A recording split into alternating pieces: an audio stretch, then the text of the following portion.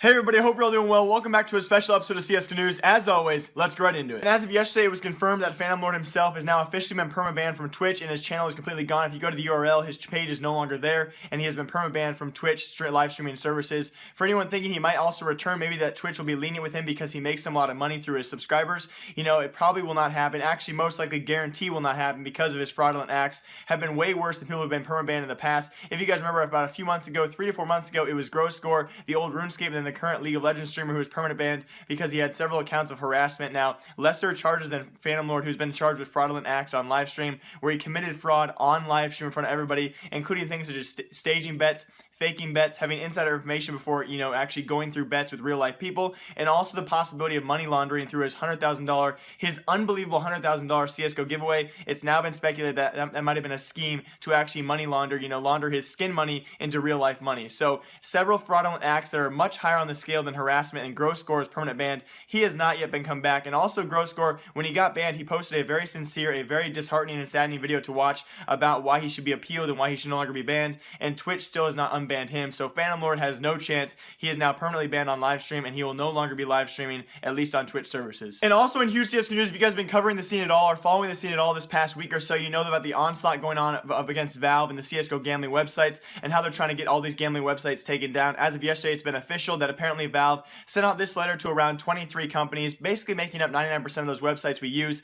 Mainly all the big companies and websites that we all use to do gambling ourselves are temporarily being taken down as of this letter being sent to them, saying they all have 10 days to take down their websites, or at least have them compliant with Valve's terms of service. Now, all these websites, including CSGO Big, CSGO Crash, Diamond, Strong, and even CSGO Wild, all came out with statements saying they are no longer accepting deposits, although you guys can still withdraw your skins. So I would recommend for the time being withdraw all your skins from gambling websites, as some of these companies have posted statements that they will definitely be back, but some of them will probably go out of business and might be taking some of those skins with them. So withdraw while you guys still can. But again, other big announcements from all of these websites is many of them actually came out and said, we will be back, don't worry. I know specifically I looked into CSGO Big, I saw their statement, they said, do not worry guys, we will definitely be back within a short time, and they're only going to be down for probably about 10 days, or hopefully only a few weeks, according to CSGO Big. I'm not really sure about these other websites, but I know all of these websites are very eager to get back into it and make their websites compliant with Twitch's terms of service, Valve's term of service, and once they do that, they can come back and face no legal issues. So for the time being, Ryan Morrison and all the attorneys and lawyers who are involved in this case against CSGO gambling along with Valve, it's kind of cool to see they achieved what they came for. They temporarily shut down the majority of all these gambling websites,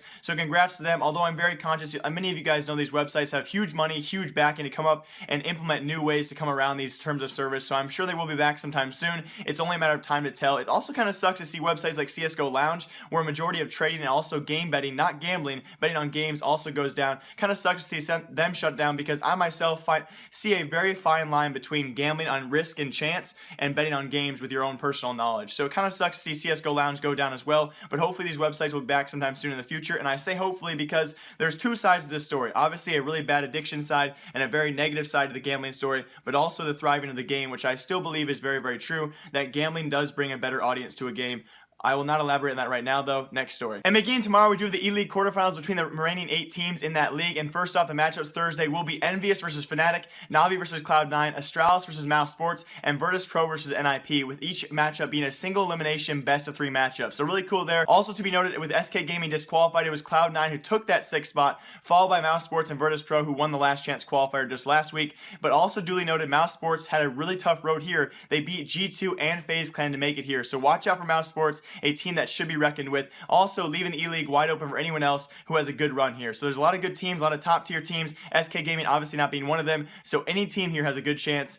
Maybe not Cloud9, but it'd really be cool to see them make it out of the semifinals. And for today's last story, I want to touch on Domino's Pizza. One of the E-League sponsors, if you guys did not know, one of the E-League sponsors was Domino's Pizza. They posted an official video on the E-League website, pretty much promoting what players do before their games, what they do in their pre-game warm-up, and what do they do to stay focused, and what's the perfect routine to actually warm up before a match, a professional match of CSGO. And Domino's Pizza sponsored this video. It's extremely cheesy, but kind of a cool video. So here's a clip of that. Beforehand preparation is basically knowing what's going to happen and who you're versing and what you have to do to beat that specific team. Everybody has their own sort of way of warming up. Me personally, it's just a little bit of deathmatch. Sometimes it's nice to not talk about the game and just get ready You always have to have a good breakfast. And first It's off, I very do want to say, important. maybe this is just me overreacting about the whole instance, guys, but I really do think the Domino's Pizza really missed this whole instance. They had a really good chance to promote their following, and they really missed it. You know, you had the fellow Eleague sponsor, the other food sponsor that is, known as Buffalo Wild Wings. If you guys aren't from America, you probably don't know what I'm talking about. It's a local sports bar. You know, they're nationwide. They have all these places where you can go in with your friends,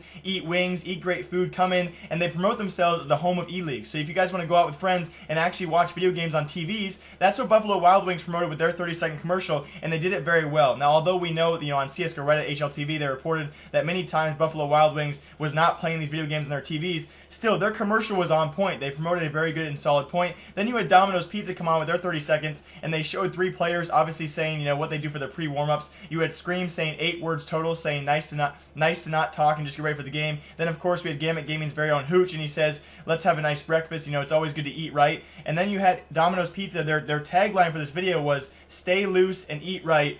Boom, Domino's Pizza. It missed the mark completely. I mean, you have no common sense here. It has no correlation between get loose, stay loose, eat right, boom, Domino's Pizza. Not a breakfast food, not a food you want pro players eating beforehand. At least Buffalo Wild Wings, they weren't saying, you know what, we have all these pro players, they eat right, they go to Buffalo Wild Wings, and then they play a professional CSGO match. Domino's Pizza, really, I don't know why I'm complaining about this. This is a filler story. That was my rage for the day. So hope you guys all enjoyed. Alright, so that's going to be it for this super short episode of CSGO News. I hope you guys all enjoyed. I'm very sorry for the short episode. There's just not much going on right now that I want to talk about, you know, gambling wise. I really don't want to get into that kind of stuff because there's just so much going on right now, and so much of it is just temporary stuff that could be changed sometime soon in the future. So I hope you guys all enjoyed. As always, live, love, laugh a lot. Remember, I, like you, I'm going on vacation this weekend, guys. I'm going to be trying uploading case opening videos, a setup video, and also some other videos you guys have never seen before on this channel. When I get back from vacation next week, I will continue CSGO News. So hope you guys all enjoy. As always, remember, I, like you, I'll see y'all next time. You know what's coming. Goodbye, guys.